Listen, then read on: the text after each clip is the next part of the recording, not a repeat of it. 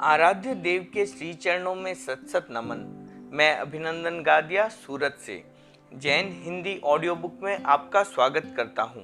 अगर आप इस चैनल पर नए हैं तो इसे सब्सक्राइब कर दीजिए और बेल आइकन प्रेस कर दीजिए, जिससे चैनल के नोटिफिकेशन आपको रेगुलर मिलते रहें।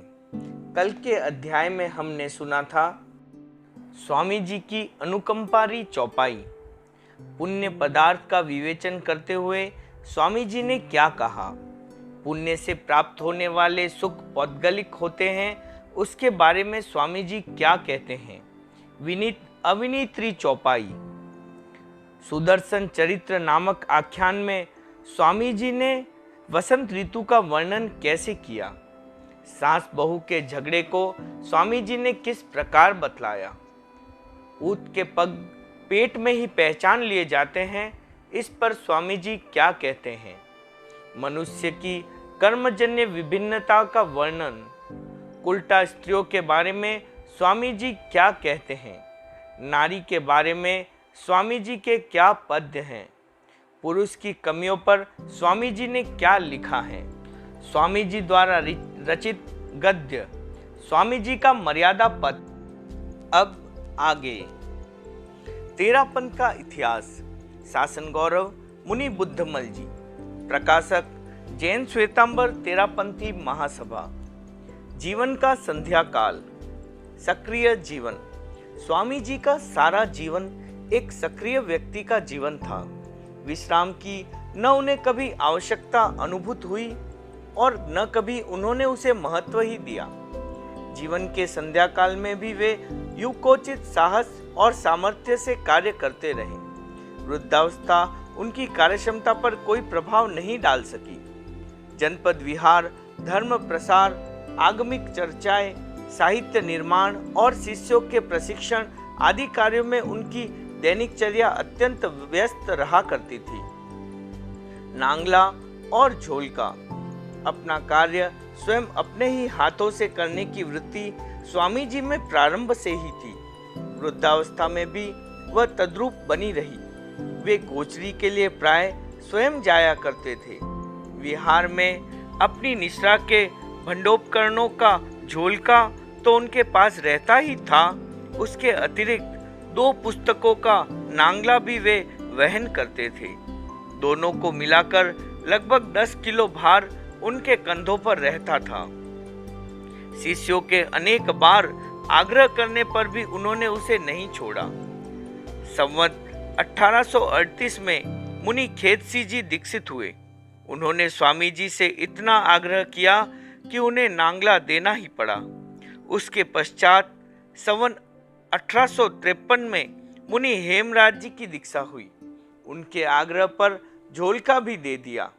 उस समय उनकी अवस्था लगभग 70 वर्ष की थी। खड़े होकर प्रतिक्रमण। स्वामी जी प्रातः और सायं दोनों ही समय का प्रतिक्रमण खड़े खड़े किया करते थे। वे इस मानव स्वभाव से पूर्ण परिचित थे कि अनुयायी प्राय अपने नेता का ही अनुकरण किया करते हैं। यदि नेता अपनी चर्या में थोड़ी सी भी ढील करता है तो अनुयायी उसे और भी बड़े प्रमाण में करने लगते हैं। यदि नेता अधिक कठिनता से काम लेता है तो अनुयायी कम से कम एक मध्यम सीमा तक की कठिनाई को तो स्वीकार कर ही लेते हैं। एक बार किसी ने स्वामी जी से कहा, इस वृद्धावस्था में आप खड़े खड़े प्रतिक्रमण क्यों करते हैं? बैठकर करने में सुविधा रहेगी।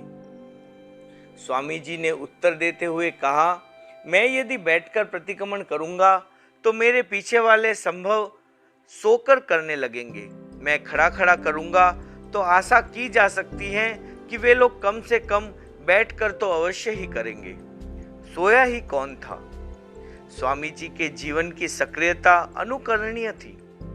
अग्रोक्त घटना उसका सर्वोत्कृष्ट उदाहरण कही जा सकती है। एक बार पाली में रात्रिकालीन व्याख्यान के पश्चात 2 भाई स्वामी जी के पास तत्व चर्चा करने के लिए आए। उनमें एक थे तत्कालीन स्थानकवासी समाज के अग्रणी विजयचंद जी पटवा और दूसरे थे मूर्ति पूजक समाज के प्रमुख वर्धमान जी श्री माल। दोनों ही समृद्धिशाली व्यक्ति थे। और परस्पर गहरे मित्र थे। समाज भय से दिन में आना उन्हें कठिन लगा, अतः एकांत अवसर देखकर प्रहर रात्रि व्यतीत होने के पश्चात ही आए। स्वामी जी ने संतों को सो जाने के लिए कहा और स्वयं आगंतुकों के साथ तत्व चर्चा करने बैठ गए। दोनों व्यक्ति दुकान की चबूतरी के पास खड़े रहकर प्रश्न प्रतिप्रश्न करने लगे। चर्चा लंबी चली, तब दोनों चबूतरी पर बैठ गए। फिर तो वे स्वामी जी के तत्व चिंतन की गहराइयों में ऐसी डुबकियां लगाने लगे कि समय का भान मानो खो ही गया। तत्व चर्चा आगे से आगे बढ़ती गई और रात्रि क्रमशः घटती गई। प्रातःकालीन प्रतिक्रमण की वेला आ गई। दोनों व्यक्तियों ने एक ही रात्रि में स्वामी जी द्वारा प्रतिपादित तत्व को परिपूर्णता के साथ समझा और खड़े होकर गुरु धारणा कर ली। कार्य सिद्धि के पश्चात स्वामी जी अपने आसन से उठे और संतों को जगाते हुए बोले, साधुओं उठो, प्रतिक्रमण का समय होने वाला है। साधु उठे और स्वामी जी से पूछने लगे, आप कब जागे? स्वामी जी ने कहा, पहले यह तो पूछो कि आप कब सोए। जागने का समय तो तभी बतलाया जा सकता है जब कोई सोया हो। पूर्वावस्था के इस प्रकार के श्रमी जीवन ने वृद्धावस्था में भी उन्हें सक्रिय बनाए रखा। उपकार के निमित्त इस प्रकार न जाने उन्होंने कितने रात्रि के जागरण किए थे। लिखित उत्तर। स्वामी जी ने विक्रम संवत 1859 का चातुर्मास पाली में किया। वहां कच्छ से आकर टीकम जी डोसी ने स्वामी जी के दर्शन किए। वे अपनी जिज्ञासाओं को 29 पत्रों 58 पृष्ठों में लिखकर आए थे। स्वामी जी ने उनके सब प्रश्नों के लिखित उत्तर प्रदान किए। डोसी जी क्रमशः प्रदत्त उत्तरों का मनन करते, तब तक स्वामी जी आगे के उत्तर लिख दिया करते थे। अपने सैद्धांतिक प्रश्नों का अत्यंत स्पष्ट और तर्कसंगत उत्तर पाकर वे इतने हर्ष विहल हुए कि स्वामी जी के चरणों में सिर रखकर बालक के समान फफक फफक कर रो पड़े। उन्होंने कहा, यदि आप न होते तो मेरी क्या गति होती।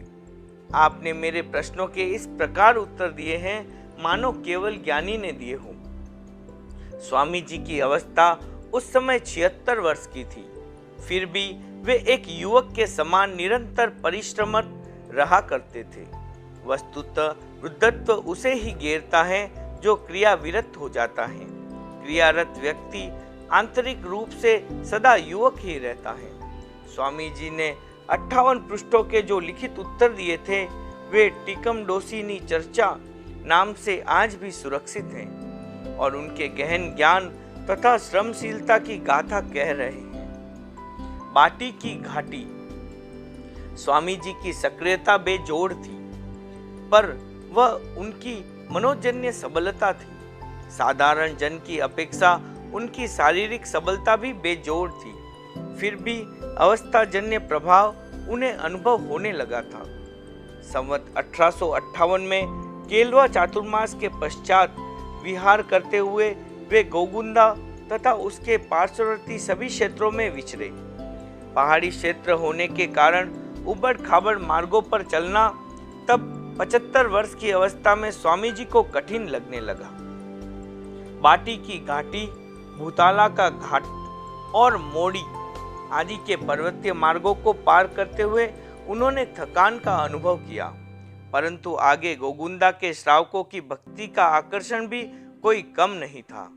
भगवान तो भक्ति के ही भूखे होते हैं। यह जनोक्तिक वस्तुतः एक सत्य का ही प्रस्तुतिकरण है। स्वामी जी ने अपनी थकान और श्रावकों की भक्ति, इन दोनों को उसी समय एक पद्य के द्वारा इस प्रकार अभिव्यक्ति प्रदान की। बाटीरी घाटी हो चढ़ता दोहिली, दोहिलो भूताला रो घाट, मोड़ी तो पग मोड़े अति ही घना, आगे परखद रो ठाट। जिनेश्वर देवा बूढ़ापो आया हो चलनो दोहिलो। स्वामी जी की उपयुक्त मेवाड़ यात्रा त्रिवार्षिक थी। नाथ द्वारा पुर और केलवा में क्रमशः 3 चातुर्मास करके वे गोगुंदा तक पधारे और फिर देवगढ़ होकर मारवाड़ में पधार गए। वह उनकी अंतिम मेवाड़ यात्रा थी। अंतिम विहार। स्वामी जी ने संवत 1859 का चातुर्मास संपन्न कर पाली से विहार किया। वह उनका अंतिम विहार था। उस समय वे चाणोद और पिपाड़ के मध्यवर्ती गांवों को पवित्र करते हुए सोजत पधारे। वहां बाजार में स्थित रायमल जी मोहनता की छतरी में विराजे। संत सतियों ने भी भिन्न भिन्न स्थानों से विहार कर सोजत में स्वामी जी के दर्शन किए और आगामी चातुर्मास के लिए स्थानों का निर्देश प्राप्त किया।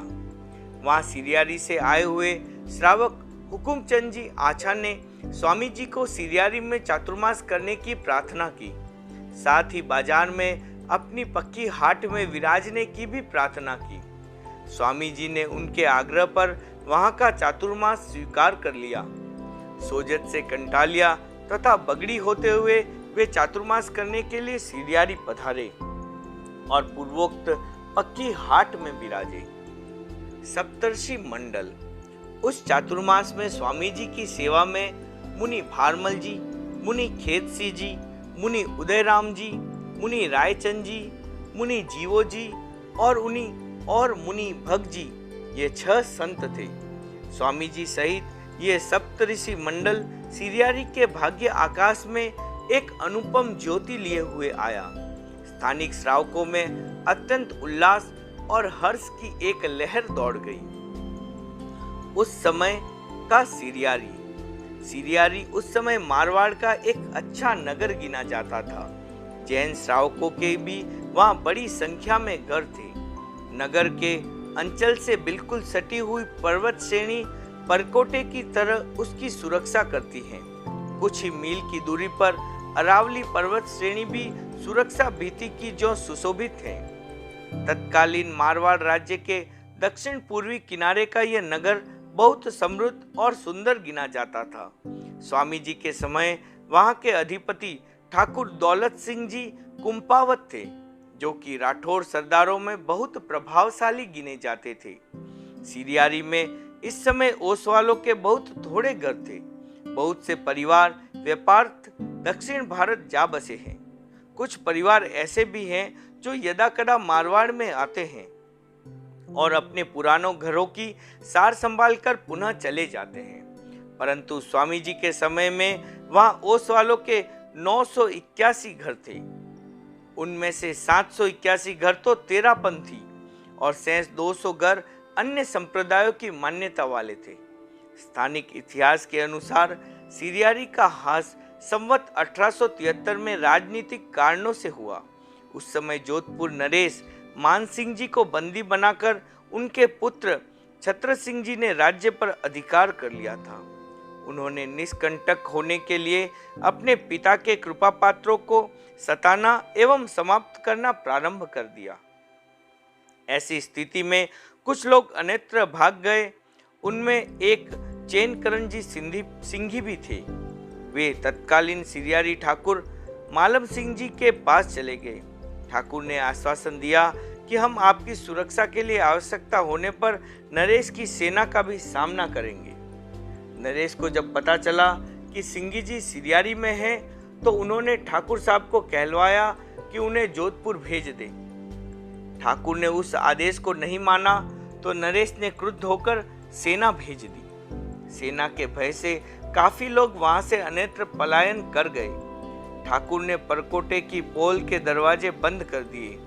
6 महीनों तक सेना पड़ी रही, पर न तो पोल के दरवाजे तोड़े जा सके और न परकोटे की भीति फोड़ी जा सकी। रक्षक बहुत सजग थे, सैनिकों को भीत के निकट नहीं फटकने देते थे। नरेश ने तब अमीरक्खा पिंडारी को नई सेना के साथ वहां भेजा। वह चालाकी से अपनी सेना को पहाड़ियों के चक्कर दिलवाकर पीपली दरवाजे पर ले आया और कहलवाया कि मेवाड़ से सहायता आई है। ठाकुर पीपली में विवाहित थे, अतः ससुराल से सहायता आई समझकर धोखा खा गए। उन्होंने दरवाजा खोलने का आदेश दे दिया। दरवाजा खुलते ही सेना अंदर घुसी और मारकाट तथा लूट खसोट प्रारंभ हो गई। धोखा समझते ही ठाकुर ने तत्काल प्रजा को सूचित किया कि जो जिधर भाग सकता हो माल मत्ता लेकर भाग जाए। दूसरी ओर उन्होंने राजपूतों को एकत्रित कर सेना को आगे बढ़ने से रोका। 8 घंटों तक अविश्रांत युद्ध करने के पश्चात ठाकुर मारे गए। फिर तो नरेश की सेना ने सारे नगर को जमकर लूटा और जनशून्य कर डाला। यह घटना सन 1873 मिक्सर सुदी आठम की है। उसके बाद सिरियारी को फिर कभी ओसवालों की 1000 घरों की बस्ती का गौरव नहीं मिल पाया। परंतु यह तो स्वामी जी के दिवंगत होने के 13 वर्षों बाद की घटना है। स्वामी जी चातुर्मास करने पधारे उस समय तो सिरियारी नगर जन और धन की दृष्टि से अपने पूरे यौवन पर था, ऐसा कहा जा सकता है। अंतिम चातुर्मास विक्रम संवत 1860 का सिरियारी चातुर्मास स्वामी जी का अंतिम चातुर्मास था। उस समय उनकी अवस्था 77 वर्ष की हो चुकी थी। फिर भी उनके शरीर में कोई रोग नहीं था। पांचों ही इंद्रियां पूर्ण बलवान और कार्यक्षम थी। उनकी चाल भी बड़ी तेज थी। उपयोग तीव्र और निर्मल था। शारीरिक शक्ति का अनुमान इस बात से लगाया जा सकता है कि उस अंतिम चातुर्मास में श्रावणी पूर्णिमा तक तो वे प्रतिदिन स्वयं गोचरी के लिए जाया करते थे और शिष्यों को आवश्यक सूत्र का अर्थ लिख लिख कर समझाया करते थे। व्याख्यान देने तथा तत्व चर्चा करने में भी उन्हें कभी थकान का अनुभव नहीं होता था। दस्तों का रोग श्रावण मास के अंतिम दिनों में स्वामी जी के शरीर में साधारण दस्तों की शिकायत रहने लगी। औषध सेवन किया गया, फिर भी कोई लाभ नहीं हुआ। इतने पर भी सभी ने उसे सामान्य गड़बड़ ही समझा। स्वयं स्वामी जी ने भी उसकी कोई परवाह नहीं की। वे प्रतिदिन गोचरी के लिए जाते तथा उत्सर्ग के लिए भी बाहर ही जाते। भाद्र मास प्रारंभ हुआ, तभी से स्वामी जी को शरीर में श्रांतता अनुभव होने लगी। फिर भी उनके साहसी मन ने उसे साधारण ही माना। सामने पर्युषण पर्व के दिन आ गए। लोगों का आगमन बढ़ गया। त्याग, तपस्या एवं संवर, सामायिक आदि धार्मिक क्रियाओं में लोग अधिक समय लगाने लगे। तीनों समय व्याख्यान होता था। प्रत्येक समय भरपूर परिषद रहती थी। मृत्यु का पूर्वाभास। भाद्र शुक्ला चतुर्थी की बात है। स्वामी जी को अचानक ही ऐसा आभास होने लगा कि अब उनका आयुष्य पूर्ण हो गया है। जीवन के प्रति वे जितने सजग थे, मृत्यु के प्रति भी उतने ही सजग थे। वीरता का जीवन जीकर वीरता की मृत्यु स्वीकार करना उनके लिए उपयुक्त ही था। जीवन को उन्होंने जिस प्रकार से आदर्श बना लिया था, अब मृत्यु को भी आदर्श बनाने का समय आ गया था। समय को चूकने वाले वे थे ही कहाँ। जीवन से जितना सार खींचा, उससे भी कहीं अधिक मृत्यु से खींच लेने का उनका निश्चय था। उनका निश्चय और अटल सत्य मानो पर्यायवाची बने हुए थे। तत्काल उन्होंने अपनी मृत्यु की तैयारी प्रारंभ कर दी। शिष्यों की प्रशंसा। जन्म और मृत्यु ये दोनों जीवन नदी के किनारे हैं। नदी को लांघने वाले को किनारों से क्या मोह हो सकता है। स्वामी जी न जीवन के प्रति आसक्त थे और न मृत्यु से भीत। मृत्यु की आसन्नता का आभास पाते ही अपने पास सेवा निमित्त बैठे हुए मुनि खेतसी जी से बिना ही किसी भूमिका के उन्होंने कहा, तुम भारमल जी और टोकर जी बड़े सुविनीत शिष्यों के रूप में मुझे मिले। तुम लोगों ने मेरी बड़ी सेवा और भक्ति की है। तुम लोगों के कारण मेरे मन में बड़ी समाधि रही और संयम पालन में मुझे बहुत सहायता मिली। अपने गुणवान शिष्यों की प्रशंसा में कुछ शब्द कहे ही थे कि युवाचार्य भारमल जी आदि अन्य साधुओं का ध्यान भी उधर आकृष्ट हुआ। वे सब स्वामी जी की सेवा में उपस्थित हो गए। श्रावक श्राविकाएं भी स्वामी जी के शब्दों को सुनने के लिए एकत्रित हो गई। अंतिम शिक्षा। स्वामी जी ने उस समय बड़े मार्मिक शब्दों में साधुओं को शिक्षा दी। वह उनकी अंतिम शिक्षा थी। उसका सार इस प्रकार है, जिस तरह तुम लोग मुझे बहुमान देते रहे हो और मेरे प्रति विश्वास रखते रहे हो, उसी तरह भारमल के प्रति भी रखना। भारमल संघ के सारे संत सत्यों का नाथ है, अतः इसकी आज्ञा का आराधन करना। किसी मर्यादा या आज्ञा का भंग मत करना। भारमल की आज्ञा का उल्लंघन कर जो व्यक्ति गण से पृथक हो जाए उसे साधु मत समझना। जो इसकी आज्ञा का आराधन करे और सुविनीत हो उसकी सेवा करना, यह जिन मार्ग की रीत है। भारमल को गण का भार निभाने के योग्य समझकर ही मैंने आचार्य पद दिया है। इसकी प्रकृति बड़ी भद्र है, इसमें शुद्ध साधु की चाल है और इसकी नीति भी चारित्र परक है। इसमें किसी को कोई शंका का स्थान नहीं है। शुद्ध आचारवान साधुओं की संगति करना और अनाचार्यों से दूर रहना, अरिहंत और गुरु की आज्ञा का उल्लंघन करने वाले स्वच्छंद व्यक्तियों को वंदन योग्य मत समझना। उत्सन्नों, पाश्चात्यों, कुशीलियों, प्रमादियों और अपछंदों की संगति मत करना। भगवान ने ज्ञाता आदि अनेक आगमों में उसका निषेध किया है। उपासंग दशांग में आनंद श्रावक के अभिग्रह का जो वर्णन है उसके परमार्थ को समझकर इस बात का पालन करना। साधु, साध्वी, श्रावक और श्राविकाएं सबको इस रीत का सुचारू रूप से पालन करना चाहिए। सारे साधु और साध्वियां परस्पर में विशेष प्रतिभाव रखना, एक दूसरे के प्रति राग द्वेष मत करना और न कभी दलबंदी करना। दलबंदी करने वाला अविनय व्यक्ति एकल विहारी से भी बुरा होता है। यदि कोई दीक्षा लेना चाहे तो पहले उसके मन की विराग भावना की परीक्षा करके दीक्षा देना। हर किसी को मून कर संख्या बढ़ाने के लालच में मत पड़ जाना। श्रद्धा, आचार, कल्प और सूत्र की कोई बात समझ में न आए तो उसे गुरु तथा बुद्धिमान साधुओं के विश्वास से मान लेना। विश्वास नहीं कर पाओ तो उसे लेकर खींचतान मत करना। मन में धैर्य रखकर केवलियों पर छोड़ देना।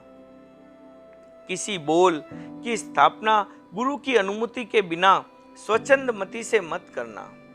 1, 2 या 3 आदि कितने ही व्यक्ति गण से पृथक क्यों न हो जाए, परंतु उनकी कोई परवाह न करते हुए शुद्धता से साधु आचार का पालन करते रहना।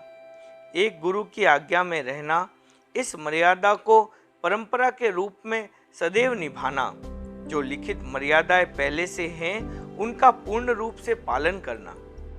कोई साधु दोष सेवन पर झूठ बोले और प्रायश्चित न ले तो उसे गण से पृथक कर देना। स्वामी जी का यह शिक्षात्मक उपदेश धार्मिक होने के साथ साथ इतना आकस्मिक था कि सुनने वालों को बड़ा आश्चर्य हुआ। युवाचार्य भारमल जी आदि संतों ने पूछा, क्या आपके शरीर में कोई विशेष कष्ट है? स्वामी जी ने कहा, नहीं, चालू कष्ट के अतिरिक्त कोई कष्ट नहीं है, परंतु मुझे लगता है कि मेरा आयुष्य अब पूर्ण होने के समीप है, इसलिए ये अंतिम शिक्षा दी है। मुझे मृत्यु का तनिक भी भय नहीं है। मेरे हृदय के में परम आनंद है। मैंने सत्यता पूर्वक जिनेश्वर देव के मार्ग को बतलाया है। अनेक व्यक्तियों के हृदय में सम्यक्त का बीजारोपण किया है। अनेकों को 12 व्रत ग्रहण कराए हैं और अनेकों को संयम मार्ग में प्रवर्जित किया है।